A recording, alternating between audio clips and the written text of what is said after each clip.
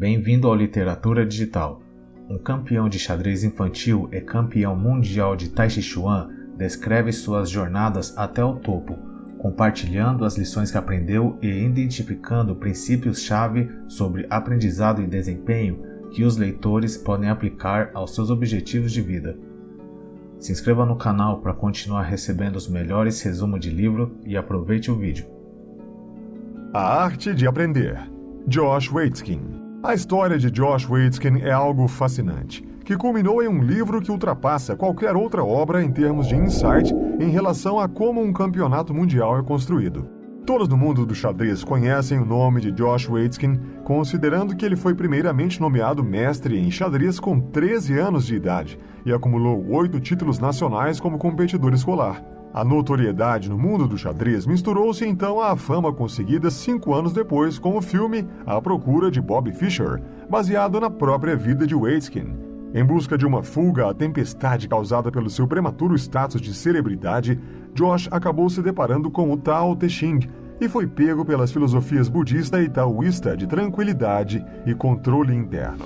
Avançando ainda mais no Tai Chi, ele encontrou métodos que usava no xadrez que também podiam ser aplicados e convertidos em técnicas e teorias para exaltar a memória subconsciente, e assim ampliou seu conhecimento de Tai Chi para criar uma carreira que foi capaz até mesmo de fazer frente à sua brilhante carreira como enxadrista, na qual acumulou 13 torneios nacionais. A jornada desde o reinado entre os nerds do xadrez até a figura de lenda das artes marciais e filosofias orientais é algo fenomenal em si, mas a história real aqui é o fato de Josh, depois disso, ter alcançado aquilo que poucos atingem. Estudando filosofia em Colômbia, ele começou a desenvolver a fundação para elevados níveis de aprendizado, recobrando seus passos até ali e segmentando o processo que ele tipicamente cobria apenas de forma intuitiva. O resultado disso é um livro que explica de forma clara e prática o que qualquer grão-mestre de xadrez sabe, mas poucos deles são capazes de expressar de forma tão fluida. Josh somou tudo em seu método para criar um modo de estudar a forma para abandoná-la depois, praticando técnicas que têm o propósito de levar a forma e o conhecimento ao subconsciente, de modo a torná-lo intuição, algo natural. Este livro é um apanhado de todos os passos que você pode usar para chegar até lá, uma abordagem de aprendizado sistemática e esquematizada. Movimentos inocentes e perdendo para ganhar. Josh começa dando um pouco mais de detalhes sobre sua história. Um menino de 6 anos que chegou junto de um senhor em uma praça com um tabuleiro de xadrez e jogou de forma tão intuitiva que quase derrotou o senhor em sua primeira tentativa. Após alguns meses, na mesma praça, um grão-mestre chamado Bruce Pandolfini ouviu falar sobre o jovem prodígio e ofereceu-se para se tornar seu professor. Bruce, na verdade, havia anunciado a famosa Batalha Metafórica de 1972, em plena Guerra Fria, onde o americano Bobby Fischer enfrentou o soviético Boris Spassky. O pai de Josh posteriormente escreveria o livro A Procura de Bobby Fischer, que levaria à produção do filme de mesmo nome, baseado na vida de seu filho. Com uma combinação das técnicas de Bruce e o estilo de rua desenvolvido pelo próprio Josh nos parques, ele tornou-se rapidamente o jogador mais bem colocado em sua idade no país, com apenas 8 anos de idade. Sua ascensão meteórica foi interrompida pela perda de uma rodada final num campeonato nacional, mas depois de passar as férias no oceano e pensar melhor a respeito da quebra de sua invencibilidade, Josh voltou para vencer o primeiro de seus torneios nacionais. 2 abordagens ao aprendizado. Josh argumenta que a forma com que a maioria das pessoas aprende, especialmente aquelas altamente motivadas, é completamente equivocada. Para encontrar a abordagem certa de aprendizado, há 2 questões importantes.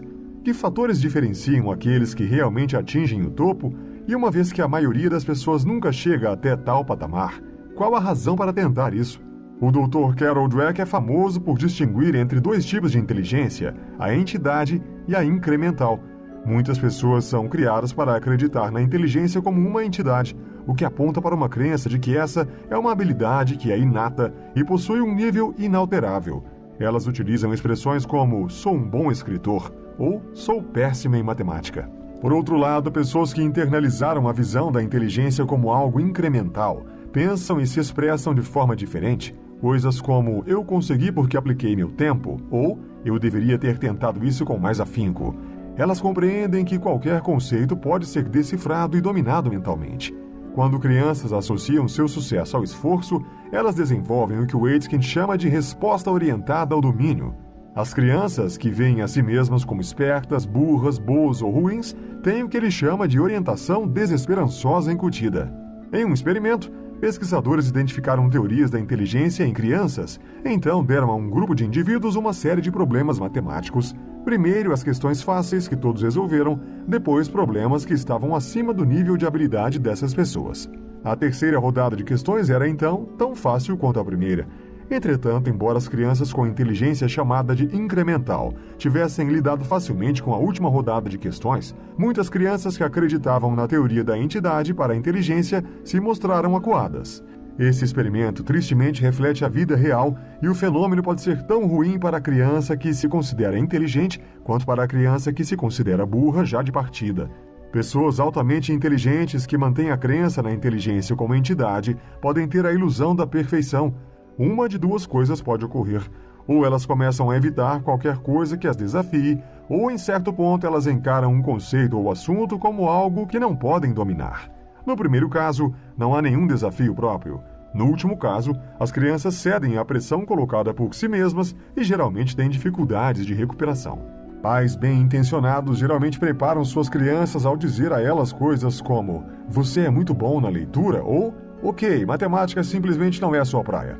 A criança desenvolve uma concepção de sucesso e fracasso que permanece. Para ajudar seus filhos a se desenvolver e a produzir inteligência incremental, os pais poderiam dizer coisas como "Você está se dando muito bem na leitura, mantenha as coisas assim", ou "Tudo bem, precisamos apenas estudar um pouco mais e você irá muito bem na próxima prova de matemática". A boa notícia é que apenas leva alguns minutos para que a criança desenvolva uma capacidade incremental em alguma situação específica. Se as crianças recebessem orientações assim para certo projeto, elas iriam abordar esse projeto de maneira mais adequada. Isso é crucial, porque, como Josh coloca, geralmente o crescimento vem em detrimento de uma situação anterior de conforto ou segurança. É no desconforto em relação a algo que crescemos. Assim, aqueles que miram nas estrelas finalmente acabam por aprender lições de como perseguir a excelência muito melhor do que aqueles que recebem imediatamente a glória ou a consolação. A parte essencial da arte do aprendizado é o ato de manter as perspectivas, mesmo em meio à dificuldade. A diferença entre as teorias da entidade e incremental reside na razão pela qual Josh elevou suas habilidades tão rapidamente. A maioria dos jogadores de xadrez mais jovens começa por aprender como dar aberturas em jogos de xadrez, aprendendo aberturas complexas e variações, de modo a poder bater seus oponentes de forma rápida e assim conseguir glória imediata. Por outro lado, o professor de Josh começou seu treinamento com jogos nos quais havia apenas o rei contra um rei e um peão, caminhando depois para outras peças individualmente, à medida que a coisa evoluía.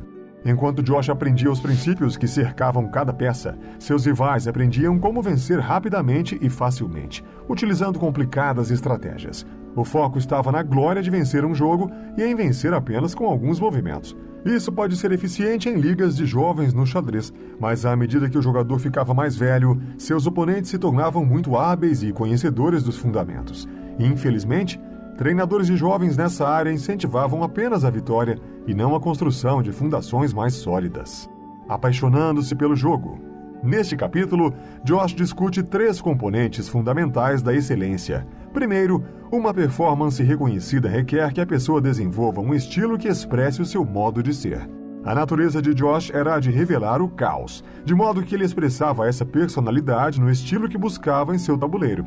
Josh podia guiar o jogo para fora de sua estrutura normal, preferida pelos oponentes, criando uma situação mais caótica na qual ele podia usar seus fundamentos para vencer estratégias pomposas usadas pelo oponente. Segundo, há uma delicada interação entre a celebração do sucesso e o lamento da derrota para quem busca por resultados. Alguém que se preocupa apenas em vencer é destruído pela derrota. Entretanto, isso não é uma desculpa para fingir assim que resultados não são importantes e fugir do desafio. Metas de curto prazo também são ferramentas úteis e necessárias. Não há nada de errado em gostar da vitória, uma vez que a fama é parte do sucesso. Quando trabalhamos duro e conseguimos algo, devemos nos permitir usufruir dos louros. A chave, em minha opinião, é reconhecer que os louros são algo provisório e passageiro. O terceiro ponto é sobre o caráter da excelência. O crescimento sempre vem do ponto de limite. Josh atribui seu sucesso ao constante estado de salto no desconhecido, levando a si mesmo a um ponto limite diário. Claro, partes do processo de aprendizado também podem ocorrer na estabilidade, quando você internaliza a informação necessária para dar o próximo salto. O aprendizado é um ciclo entre esses dois pontos, e a estagnação no meio do caminho apenas leva à mediocridade. Vale mencionar que, ao descrever esses 3 pontos de construção da excelência, Josh também esbarra rapidamente em 2 outros aspectos que levam ao grande desempenho. Primeiro, ele enfatiza o modo como praticava jogos com adultos, o que o ajudava a construir habilidades que outras crianças não tinham. Então, quando enfrentava alguém de sua idade, ele tinha a vantagem de já haver jogado em um mundo diferente. Em segundo lugar, ele menciona o estado de normalidade que geralmente sentia nas competições, mesmo que tenha sido declarado mestre logo após completar 13 anos. A zona tranquila, deixando-se levar. As transições de Josh ao descrever os fundamentos da performance no processo de aprendizado o levam à sua história em Calicut, Índia, em 1993, quando representou os Estados Unidos no Under 21 World Championship. Ele descreve seu estado mental como descompassado, sem foco, ainda não concentrado no ritmo do torneio. Eu não tinha fluxo, nenhuma ideia inspiradora, as peças eram alienígenas, as posições estranhas. Josh passou mais de 20 minutos observando o tabuleiro sem qualquer movimento. Então ele começou a entrar em estado de fluxo, deixando que seu subconsciente e intuição tomassem conta. Muitos de nós irão reconhecer esse estado mental à medida que ele descreve. A mente se move com a velocidade de uma corrente elétrica. Problemas complexos são elucidados por meio de uma clareza intuitiva. Você entra fundo na alma das posições do xadrez. O tempo deixa de correr. O conceito de eu se foi. Tudo o que existe é um agradável engajamento, pura presença, fluxo absoluto. De repente, Josh estava imerso em um tipo de estado mental. Havia um terremoto, um tremor literalmente saindo do chão, com luzes piscando, e as pessoas começaram a sair pelas escadas do edifício. O que aconteceu em seguida parece surreal. Eu sabia o que estava acontecendo, mas eu estava percebendo tudo a partir da ótica do xadrez. Havia uma sinergia surreal entre mim e o não-eu, um pensamento puro e uma percepção do pensador. Eu não era eu mesmo no xadrez, mas eu estava percebendo meu corpo e o tremor do mundo inteiro com absoluta serenidade. E então resolvi o problema do jogo. De algum modo, o terremoto e as luzes aterrorizantes me colocaram em um estado de revelação. Eu tinha a cristalização da mente, joguei de forma rápida e imediatamente fiz meu movimento rumo à vitória na partida. Esse foi um incidente usado na investigação psicológica de Josh a respeito da performance e o levou a um profundo entendimento de um processo em 3 etapas que pode ser aplicado em qualquer área para o ganho de performance. Aprenda a entrar em fluxo com qualquer coisa que apareça. Fugir da distração do aleatório, de eventos inesperados. 99,9% da população não conseguem isso e entram em estagnação. Aprenda a usar esses eventos como vantagens. Aprenda a ser completamente autossuficiente, criando seu próprio terremoto. Dessa maneira, seu processo mental irá se alimentar de uma explosão de inspiração, sem necessidade de estímulo externo. A psicologia do esporte possui um termo para o primeiro passo desse processo, a zona tranquila. Essa zona quieta, intensamente focada e presente, é baseada na inteligência da preparação e no cultivo da resiliência, ao invés da subjugação às forças do mundo. Para ilustrar isso, Josh fala sobre um problema pessoal que desenvolveu mentalmente, onde uma música contagiante que ele ouviu ficava presa na memória e interrompia seu pensamento durante o jogo de xadrez. Quanto mais eu tentava bloquear essa distração, mais alta ela ficava na minha mente. A maioria das pessoas de grande performance tem problemas similares. O problema continuava até que finalmente Josh tocou em som alto a mesma música em seu aparelho enquanto estudava xadrez e passou a ouvir de tudo, de jazz a Bon Jovi. Ele ensinou a si mesmo a integrar-se às distrações dentro de um processo criativo mais completo, ao invés de lutar contra elas. De modo similar, quando certos oponentes estavam metodicamente trapaceando, Josh aprendeu que a solução não reside em enganar suas emoções, mas em aprender a usar essas emoções com vantagem. A espiral descendente. O segundo passo do processo, aprender a usar eventos desfavoráveis em seu favor, pode ser algo difícil. Geralmente, o primeiro erro não é distrair-se, mas tornar-se distraído logo após o efeito psicológico inicial, entrando numa espiral de erros. Numa ilustração de como se dá esse fenômeno, Josh apresenta um cenário no qual um jogador de xadrez tinha obtido uma vantagem sobre seu oponente e, confiando nessa vantagem, gastou o restante do jogo buscando constantemente uma forma de transformar essa vantagem numa vitória. Quando esse jogador cometeu, então, um pequeno erro, isso permitiu que o oponente igualasse suas posições. Isso foi desastroso, agora não existia mais vantagem. O que ocorre com frequência é que o jogador ainda está psicologicamente confiante de sua posição de vantagem. Ele calcula cada movimento com base em como isso irá manter sua vantagem atual. Então ele apenas observa potenciais movimentos a partir do estado atual, rejeitando mentalmente tudo o que considere inferior. Olhando exclusivamente posições que mantêm essa vantagem, ele restringe o número de jogadas possíveis, colocando-se em séria desvantagem. A diferença entre vencer e perder geralmente é minúscula. Mais do que interpretar esse fato sozinho, perdendo os detalhes, jogadores de alta patente usam pequenos erros para criar brilhantes saídas. Ao invés de permanecer em uma dependência psicológica atrás da absoluta perfeição, sentem-se confortáveis com a incerteza, escapando da espiral e, pelo contrário, transformando momentos difíceis em grandes inspirações. Mudando a voz. Para aplainar o solo para a compreensão do terceiro passo, Josh apresenta outra história de sua carreira. Ele estava no leste europeu logo após terminar o colegial, quando começava a desenvolver a compreensão de um dos conceitos mais cruciais deste livro: forma para conseguir a forma, ou números para conseguir os números. Em muitos aspectos, ao longo de cada torneio, ele encontrava-se em uma posição na qual não compreendia, ou que o levava a erros. Mais tarde, ele se focaria no seu estudo de forma integral das posições e jogadas, enganando sua própria intuição. O processo é importante para superar isso, então lhe darei algumas descrições de como ele o vê. Primeiramente, minha mente corria como um velocista numa manhã de inverno, rígido, infeliz a respeito do seu treino em estafa. Então eu começava a me mover, recuperar minhas ideias de ataques e a entender como nada estava conectado.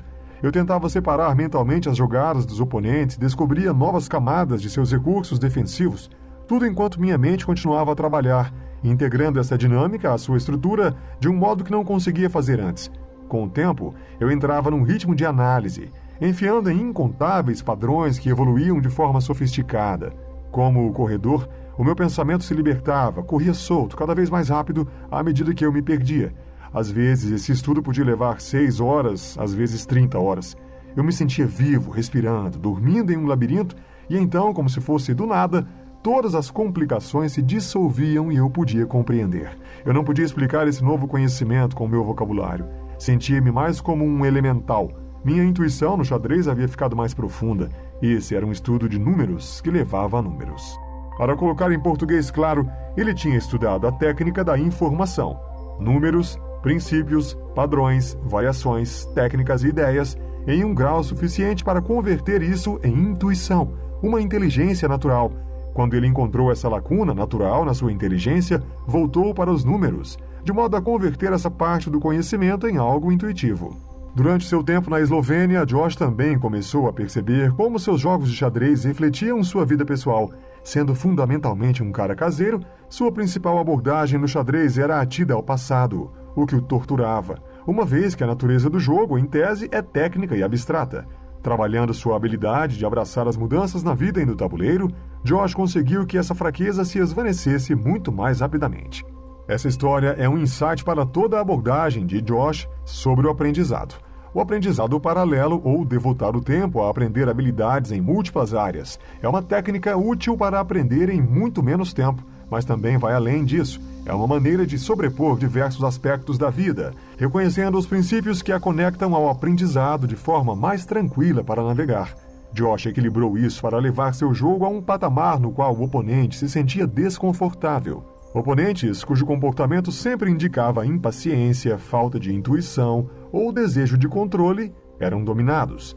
Agindo desse modo, ele encontrou outra maneira de ditar o tom de suas batalhas e conseguir vantagens. Rompendo as amarras. Outro componente-chave para criar seus próprios terremotos é uma mentalidade aplicada às melhorias. Uma pessoa não se torna alguém de alto rendimento rangendo os dentes apenas. A abordagem ideal é cultivar uma percepção resiliente que corresponda a uma versão mais velha e mais consciente da criatividade de uma criança. Como exatamente você pratica isso? Primeiro, Josh volta à necessidade de operar de um modo que seja consistente com sua maneira de ser. Acredito que um dos fatores mais críticos na transição para tornar-se alguém conscientemente de alto rendimento está naquele grau no qual você persegue a harmonia com sua própria disposição, fugindo da sua voz natural e deixando-se sem o centro de gravidade que geralmente usamos para navegar os obstáculos em nosso caminho. Josh ilustra isso com outra história sobre mentoria. Ele havia treinado com 2 mentores diferentes, considerados por muitos os melhores do mundo em xadrez. Yuri Razuvaev ensinava a primeiro penetrar no cerne de seu estilo como estudante e só então criar um treino para fortalecer essa mesma abordagem. Em contraste, Mark Dvoretsky atacava os estudantes com suas próprias habilidades superiores e então os trazia de volta como um reflexo de seu próprio estilo. Embora Dvoretsky fosse claramente um dos melhores jogadores do mundo, o estilo pessoal de Josh era caótico em termos de ataques. Dvoretsky jogava como uma serpente, enrolando oponentes em seus ataques e esmagando-os até que não tivessem para onde ir. Para Josh abandonar tudo o que fazia para ser o gênio que era, seria um grande erro. Ainda assim, Josh tinha de aprender com o estilo de Dvoretsky para competir em alto nível, mas Yuri Razuvaev tinha um pensamento muito importante. Para ele, Josh precisava aprender com alguém a respeito de sua própria natureza e sobre como tinha integrado as estratégias de Dvoretsky em seu próprio estilo. Se um guitarrista de rock aprende música clássica, ele tende a aprender melhor com um guitarrista que tenha se tornado um músico clássico, e não com um músico que foi compositor clássico por toda a vida, mesmo que tenha sido um gênio. Para ilustrar esse processo em sua própria mente, Josh traça um paralelo entre o aprendizado humano e as 2 maneiras de adestrar um cavalo, um dos hobbies favoritos de sua mãe. A primeira maneira restringindo o cavalo, deixando-o atarantado com sons absurdos, até que ele se submeta ao controle através do arreio, e então ele desiste e simplesmente cavalga e trota como você espera, ou seja, o método de Dvoretsky. Mas a mãe de Josh preferia o método de Yuri. Quando o cavalo era muito jovem, ela o treinou, alimentou, sempre tornando o cavalo acostumado a seu toque. Quando o animal chegou à idade para a montaria, não houve luta. Ao invés de quebrar o espírito do animal, ela sincronizou a vontade dele à dela. Um cavalo que é treinado desse modo tem algo que os outros cavalos não possuem. Ele não apenas aceita a montaria melhor e responde inteiramente, mas também possui um caráter livre em espírito. Quando você tenta encaixar o estudante num molde, você rouba dele sua intuição. Isso poderia ser bom para um iniciante, mas para um estudante que já possui alguma perícia ou habilidade, isso não apenas o afasta, mas destrói sua voz natural, o que impede seu progresso no futuro e o impede de atingir seu potencial completo. Josh termina o capítulo falando do equilíbrio entre a criatividade e a percepção prática. Em minha mente, os campos do aprendizado e da performance estão em uma zona cinza, um lugar intermediário.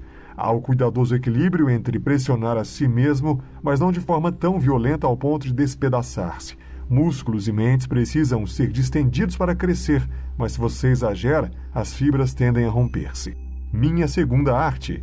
A leitura de Jack Kerouac por Josh iniciou uma jornada rumo à filosofia do Zen budismo, que rapidamente levou Josh ao Tao Te Ching. O taoísmo ensinou a ele um foco que estava na essência, ao invés de depender de influências externas, buscando o fluxo que residia em seu coração e transcendendo até a técnica. Essa jornada levou Josh até o estúdio de William C. Chen. Chen era um dos maiores mestres da época no Tai Chi, uma expressão física do taoísmo. Ele podia ler o corpo humano como um mestre lia um tabuleiro de xadrez, identificando os mínimos traços de estresse em seus estudantes. Após meses de cuidados e atenção, Josh foi convidado para iniciar o treinamento em Push Hands, a aplicação marcial do Tai Chi, investindo nos prejuízos. O princípio por detrás do Push Hands soa familiar. Não destrua o oponente, mas sim misture-se à sua energia, apegue-se a ela e supere-a de forma suave. É natural dar um passo atrás e abraçar a força, mas ao dominar o Push Hands, você precisa investir na derrota também, sendo derrotado até que você possa aprender com os erros. Josh escreve que acreditava, durante muito tempo, que se um estudante de qualquer disciplina pudesse evitar cometer o mesmo erro 2 vezes, tanto tecnicamente quanto psicologicamente, poderia subir ao topo. Embora seja impossível manter o controle dessa forma, a regra seria sempre manter uma esfera de terror, tanto psicologicamente quanto tecnicamente. Eventualmente, o mestre Shen colocou Josh frente a frente com um lutador de quase 2,80 metros, treinado em Tai Chi durante 8 anos. A experiência do lutador certamente colocava Josh na desvantagem, e seu tamanho era um fator adicional de preocupação. Após muitos meses, Josh começou a absorver os ataques, tornou-se mais relaxado, e os movimentos de seu oponente começaram a ficar mais lentos. Um dia, Josh chegou à conclusão de que Evan, o outro lutador, não era mais um desafio. Sem querer investir em uma derrota, Evan desistiu de treinar com Josh e perdeu uma oportunidade de aprender com o aprimoramento de Josh neste curso. Há um ciclo recorrente no aprendizado, uma fase de total ação e uma de fluxo. Muitas pessoas se recusam a investir na derrota durante os estágios de crescimento, o que resulta em nenhuma evolução.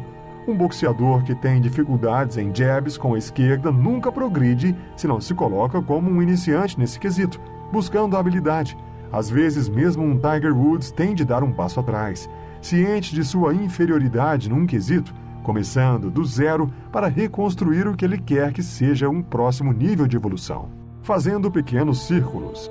O que faz a diferença na busca por excelência não é quão amplo o assunto, mas quão profundamente ele é abordado. A ordem é mergulhar nos misteriosos detalhes do micro para compreender o que faz o macro funcionar. Imersos no mundo moderno e suas distrações, muitos de nós sequer sabem qual o tipo de foco necessário para conseguir isso, mas a verdade é que o caminho para o sucesso é o domínio mais profundo possível dos pormenores, não a conjugação de uma série de habilidades secundárias. Em algumas artes marciais, alunos são categorizados pela quantidade e precisão de movimentos coreografados que conseguem memorizar. São coleções de formas, com chutes sofisticados e giros mimosos sem qualquer valor marcial. Ao contrário, a abordagem de Josh ao Tai Chi foi permeada pela refinação gradual dos movimentos mais simples, tais como mover sua mão 15 centímetros pelo ar. Ele aprendeu a identificar a tensão em seu corpo pelo movimento e então dedicou meses a eliminar completamente todos os pontos de endurecimento muscular. Ao repetir os pequenos movimentos até que ele desenvolvesse o sentimento, ele internalizou o princípio do movimento que se aplicaria a outras áreas do sistema Tai Chi. Ao praticar o movimento durante o dia e depois testá-lo durante as aulas à noite, Josh também desenvolveu um sistema de feedback capaz de eliminar rapidamente quaisquer movimentos que não funcionassem a contento. Apenas depois de abordar a aprendizagem dessa forma é que você deve começar a aplicar esse princípio internalizado a todo o espectro de técnicas e ferramentas. Uma vez preparado, no entanto, a chave é o que Josh chama de criar círculos menores. Agora que você tem o sentimento, pode começar a considerar gradualmente a manifestação externa da técnica enquanto se mantém fiel à sua essência. No contexto das artes marciais, esse princípio pode ser aplicado à melhoria de seu foco reto básico, por exemplo. Primeiro, identifique os componentes da técnica. O soco começa com o pé esquerdo firmemente pressionado contra o chão. O movimento sobe pela perna esquerda, atravessa diagonalmente o torso, chegando ao ombro, tríceps e finalmente ao punho. Pratique o movimento todo em câmera lenta, repetidamente, até que se torne inteiramente isento de raciocínio. Seja uma transferência fluida de energia desde o chão até o punho. Só aí você deve começar a aumentar a velocidade do movimento, usando um saco de treino e aumentando gradualmente o poder do seu soco. Não é novidade para ninguém, mas é essencial se você deseja desenvolver qualquer técnica até o ponto de se tornar uma referência mundial. Agora que toda a mecânica corporal do soco foi realmente internalizada, comece a remover os movimentos acessórios. Diminua o movimento circular dos quadris, aproxime-se mais do alvo. Monitore sua reação ao sentimento do soco e garanta que os círculos diminuam gradualmente até que seu corpo mal sinta a diferença entre um movimento e outro. Os grandes nomes do boxe como Muhammad Ali e Mike Tyson faziam isso tão bem que conseguiam ganhar por nocaute quando sequer parecia que seus corpos haviam se movido o suficiente para dar um soco reto. Referências mundiais de todos os setores aplicam esse princípio à sua técnica. Eles isolam a forma essencial e, como resultado, conseguem aplicá-la de forma inovadora e poderosa. Embora tenhamos uma tendência a buscar novas adições a nosso repertório, porque isso se parece mais com a interpretação tradicional de aprendizado, a internalização e refinamento sutis são muito mais importantes do que a quantidade de coisas aprendidas. O fato é que quando há competição intensa, os bem-sucedidos são aqueles que têm habilidades mais refinadas que os demais. Raramente uma técnica obscura leva alguém ao topo. O sucesso frequentemente está em realmente dominar o que pode ser considerado uma habilidade básica. Mas por quê? Conhecimentos aprofundados levam vantagem sobre conhecimentos amplos porque abrem uma porta para o intangível, o inconsciente, para os componentes criativos do potencial subconsciente. Usando a adversidade. A adversidade não deve ser vista como a aparência de um obstáculo a ser conquistado apenas. É útil e importante como parte do sistema de Josh. Esses inconvenientes são uma oportunidade importante para restaurar o equilíbrio entre a performance e sua habilidade de executar as coisas. É facilmente observável que muitas pessoas de alta performance têm grande dificuldade em manter seu equilíbrio. Josh escreve que a importância de equilibrar o treinamento interno e externo, ou abstrato e concreto, se aplica a tudo, e infelizmente o treinamento interno tende a ser negligenciado. Quando Josh quebrou sua mão a apenas 7 dias de um torneio nacional de Tai Chi, seu médico disse a ele que não haveria chances de competir. Decidido a ir contra as ordens médicas, Josh começou a treinar com apenas a mão esquerda e descobriu que ele tinha dependido demais da direita para muitas coisas que poderia fazer com ambas. Ele também descobriu que sua mão esquerda instintivamente reagia a ações do adversário. Em artes marciais, se você puder controlar 2 dos membros de seu adversário com apenas um dos seus, a luta praticamente acabou. Esse reflexo é mais abrangente. Em qualquer tipo de competição, se o oponente gasta mais energia para defletir um ataque do que para realizá-lo, você ganha uma enorme vantagem. Toda a arena de competição inclui técnicas que tornam isso possível. Embora o reflexo possa ser cientificamente explicado, também é fato demonstrado que a mente pode dirigir o corpo a essas reações. Há 4 dias da competição, o braço direito de Josh estava ainda paralisado, mas com as novas descobertas, ele se tornaria campeão nacional. Muitas pessoas com problemas e ferimentos, quando querem o melhor, assumem riscos que outras pessoas naturalmente evitam, desenvolvendo novas capacidades. Há certas ocasiões nas quais a recuperação é necessária, mas você sempre pode usar esses momentos para melhorar outras áreas, mentalmente, internamente, etc. Você sempre deve voltar de uma recuperação mais forte do que antes do ferimento ou adversidade. O nível seguinte é criar uma forma de replicar essas situações de propósito. Por exemplo, um jogador de basquete destro que propositalmente joga apenas com a esquerda por algum tempo. Toda a adversidade, então, torna-se uma fonte de inspiração para que você melhore suas habilidades. Em câmera lenta. Todos ouvimos histórias de pessoas que atingiram feitos praticamente super-humanos em situações catastróficas, e talvez nós mesmos passemos por momentos nos quais o tempo parece parar, com nossos sentidos presos ao momento de perigo. Também, provavelmente, todos nós experimentamos a busca por certas respostas em lugares inicialmente errados ou não indicados, mas então retornamos com a resposta repentinamente. Isso não ocorre de modo natural com a maioria de nós, de forma a podermos simplesmente replicar essas situações do modo que queremos. Mas neste capítulo, Josh mostra o segredo de agir com performance sobre-humana de forma consistente, tendo constantes flashes de inspiração criativa. Até agora, seguimos a estrutura do aprendizado: desenvolver um conjunto sólido de fundamentos, expandir e lapidar suas habilidades, guiado por sua própria disposição, mas mantendo seu centro intocado e apontado para a disciplina. O resultado desse framework será uma rede de conhecimento altamente internalizado e interconectado, que expandirá seu ponto focal central, intuição, a chave para replicar esses momentos de inexplicáveis feitos. Há 2 conceitos importantes aqui: padrões neurais em blocos e cravados. Os blocos consistem na tendência de o cérebro organizar grandes quantidades de informação em blocos com padrões similares. Já o conceito dos padrões cravados se refere à forma com que esse sistema de blocos é estacionado e a relação entre eles. No contexto do xadrez, um iniciante pode facilmente se ver sobrecarregado com todas as repetições possíveis em um tabuleiro, e seu aprendizado será lento. Mas como Josh começou já aprendendo em blocos, os padrões de cada peça eram isolados, mas subconscientemente seu cérebro estabelecia relações entre esses blocos que estavam cravados em posições determinadas, calculando valores e possíveis movimentos. A partir dali, um jogador pode começar a aprender sobre o relacionamento de cada bloco entre si apenas. Isso porque cada bloco foi estacionado subconscientemente numa posição favorável, poupando ao cérebro milhares de cálculos, mas permitindo outros milhares com facilidade, por causa da rede desenhada no processo.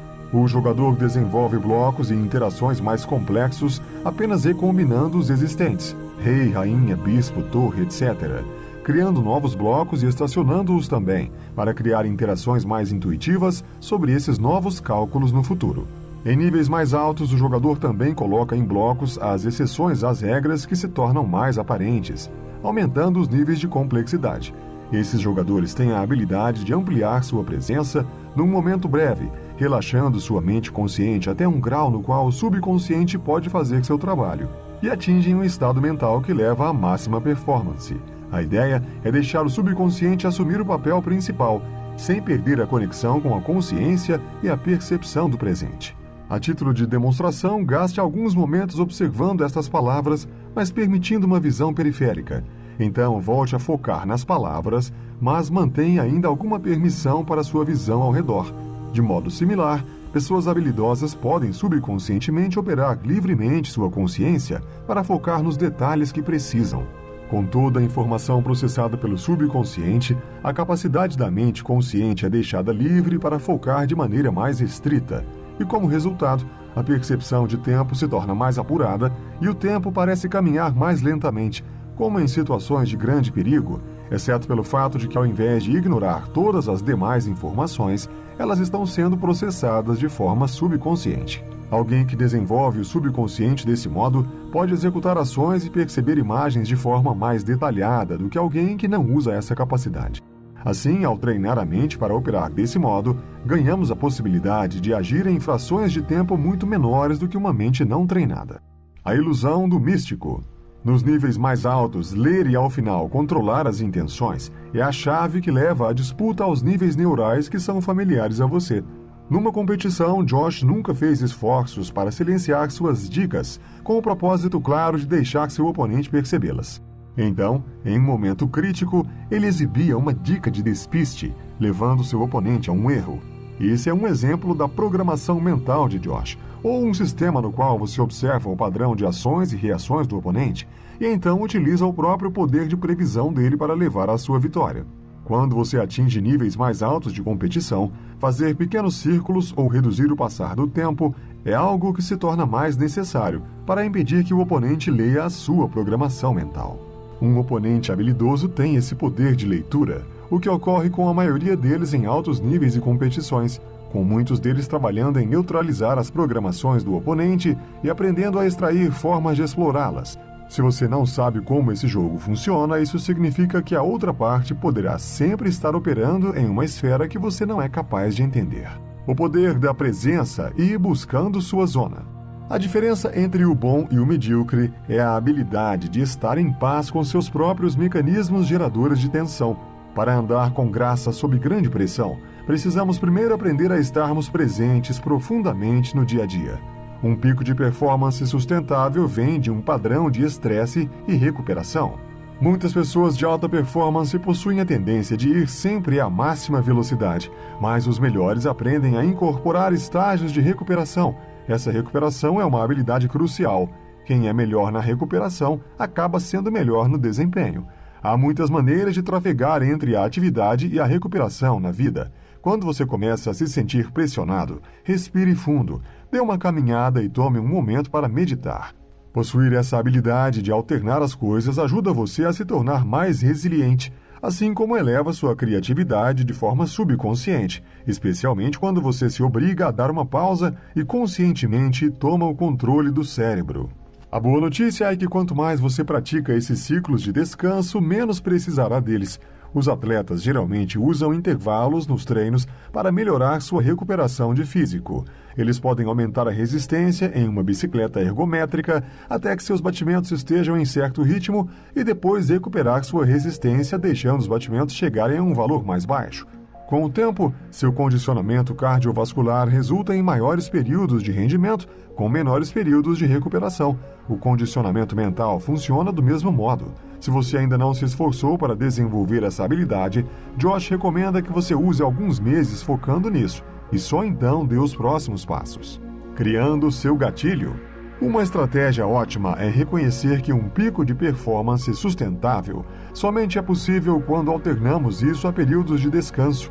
e focamos ao invés de maximizar nossas habilidades em esforços explosivos. Uma parte essencial dessa estratégia é desenvolver a capacidade de esperar. Muitas pessoas vivem suas vidas em busca de um grande acontecimento ou esperando por um chamado que se materialize e torne-se aparente em algum ponto do futuro. Ao invés disso, nossa espera deve ser alinhada com o engajamento. O estado de graça perante a pressão vem do estabelecimento de certos hábitos no dia a dia, em situações arriscadas, o que resulta na manutenção do normal mesmo nesses eventos. Josh usou um princípio similar como coach de performance para altos executivos de finanças. Um executivo tinha dificuldades em atingir uma performance sustentável e frequentemente se via distraído em situações que exigiam dele foco. Josh perguntou a si mesmo quando ele se sentia próximo de um foco mais sereno e descobriu o que ocorria quando brincava com seu filho de 12 anos.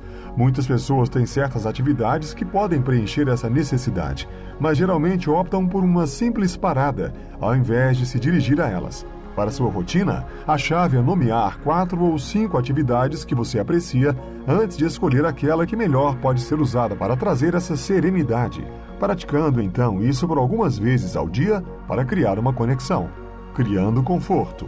Emoções são parte inegável do ser humano, mas é muito fácil deixar-se influenciar por elas de um modo que leve a erros.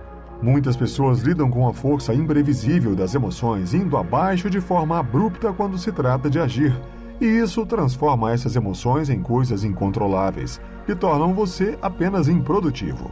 Grandes executores usam as emoções, observam seu próprio momento e então canalizam tudo para conseguir gerar um foco mais profundo e acender sua criatividade.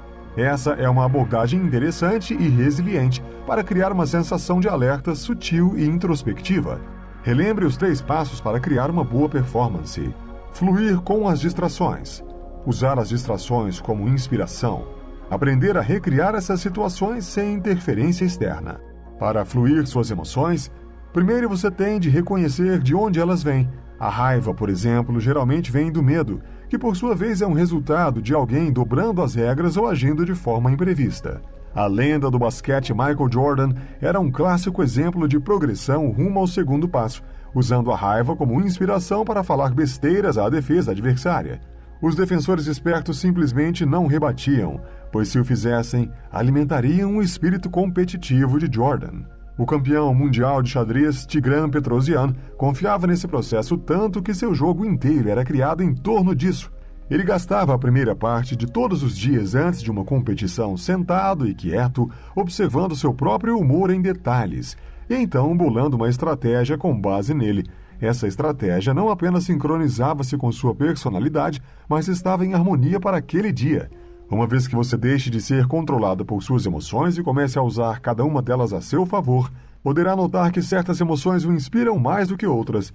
Se a felicidade, a raiva, a confiança ou o medo inspirarem seu melhor desempenho, convém desenvolver seu processo de gatilho para definir esse clima específico. Assim, tornamos fraquezas em forças, até que não tenhamos mais de negar nossas emoções, usando-as para fortalecer o jogo. Raiva para acender a competição, medo para ressaltar o alerta, entre outras. Colocando tudo junto. Os resultados desse processo são aparentes nos maiores níveis de qualquer área. Como Josh descreve em sua experiência, os maiores artistas e competidores são mestres em navegar sua própria psicologia, jogando com seus pontos fortes, controlando o tom da batalha de modo que ela possa se alinhar às suas personalidades. Nos níveis mais altos de qualquer disciplina competitiva, todos são bons. Nesse ponto, o fator decisivo raramente aponta para quem sabe mais, mas sim para quem dita o tom do confronto. Por essa razão, quase sem exceções, campeões são especialistas cujos estilos emergem de uma profunda percepção de suas próprias forças e que são mestres em guiar os confrontos nessa direção. Campeões dominam a técnica tão inteiramente que a tornam uma intuição em estado de flow. Aqueles cujo progresso vai ainda além podem criar um ciclo, por meio do qual observam os resultados de sua intuição e então passam a desconstruir os passos para chegar até lá de maneira consciente, recebendo instruções melhoradas de seu subconsciente. Os processos que levam a essa condição são complexos, mas fluidos, e a arte do aprendizado traz esses conceitos em cada capítulo. Se sua cabeça neste ponto do livro está girando, Você provavelmente irá apreciar uma conversão do terceiro passo no processo de aprendizado em forma de um checklist simples. Construa uma fundação sólida, estudando conceitos de reduzida complexidade. Aplique esses princípios para elevar a complexidade das situações.